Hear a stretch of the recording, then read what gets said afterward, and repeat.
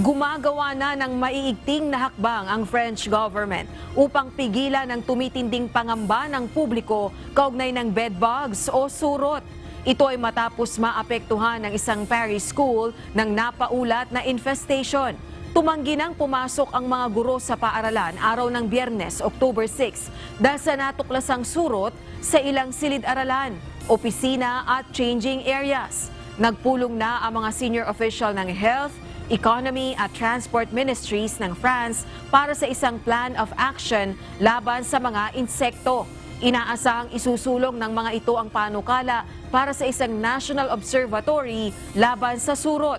Samantala, nangangamba naman ang pamahalaan na mababahiran ng issue ang imahe ng Paris lalo't malapit na ang Olympics na nakatakdang isagawa sa susunod na taon.